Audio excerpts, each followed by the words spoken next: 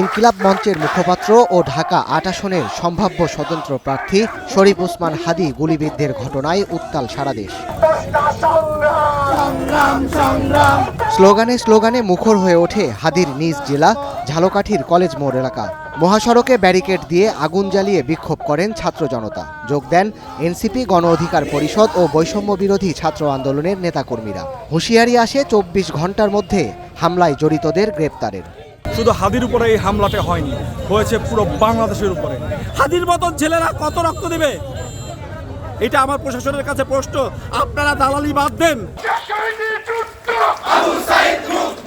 শরীফ ওসমান হাদীর ওপর গুলির প্রতিবাদে সন্ধ্যার আগে চট্টগ্রাম বিশ্ববিদ্যালয়ে কেন্দ্রীয় ছাত্র সংসদের উদ্যোগে মিছিল বের করা হয়। হামলার প্রতিবাদে বিক্ষোভ ও সমাবেশ করেন জাহাঙ্গীরনগর বিশ্ববিদ্যালয়ের শিক্ষার্থীরাও। পিরোজপুরে এক অনুষ্ঠানে হাদীর ওপর হামলার নেপথ্যের ব্যক্তিদের দ্রুত শনাক্ত এবং তার চিকিৎসার দায়িত্ব রাষ্ট্রকে বহন করার দাবি জানান ডাকসুর ভিপি সাদিক কায়েম।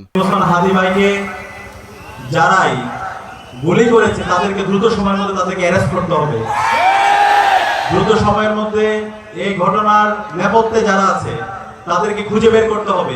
এ ঘটনার প্রতিবাদে সিলেটে বিক্ষোভ করেছেন এনসিপি, ইনকিলাব মঞ্চ এবং ছাত্র মজলিসের নেতাকর্মীরা।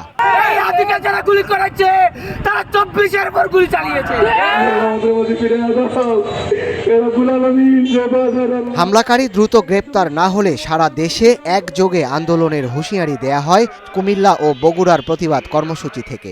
ওসমান হাদী ভাইয়ের উপর যে নৃশংস হামলা হয়েছে, খুবই দ্রুত সময়ের মধ্যে এটার একটা ভালো বিহিত করতে হবে। প্রশাসনকে বলতে চাই, আপনারা যদি নিরাপত্তা না দিতে চান, না দিতে পারেন, বাংলাদেশের নিরাপত্তার দায়িত্ব তরুণ প্রজন্ম হাতে নিবে।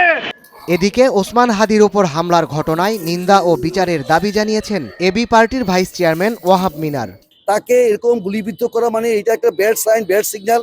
এবং তৃতীয় কোনো পক্ষ নির্বাচনে যারা অংশগ্রহণ করছে তাদের বাইরে কেউ যে নির্বাচনটা ভণ্ডুল করলে অথবা এই নির্বাচনটা যদি না হইতে দেয় তাহলে ২৪কে মেলানো করা যায় কিনা, অনেক কিছু আছে। আর ওসমান হাদীর ওপর হামলার ঘটনায় স্বরাষ্ট্র উপদেষ্টার পদত্যাগ দাবি করেছেন গণ অধিকার পরিষদের সাধারণ সম্পাদক রাশেদ খান।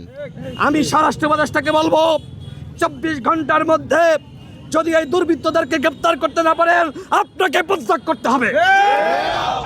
ইনকিলাব মঞ্চের মুখপাত্র ও গণ অভ্যুত্থানে সরব ভূমিকা পালন করা হাদীর উপর হামলায় সাভার, কুষ্টিয়া, যশোর, ফেনী, বাগেরহাট সহ দেশের বিভিন্ন স্থানে প্রতিবাদ ও বিক্ষোভ হয়েছে। Sadat Shahed, Star news.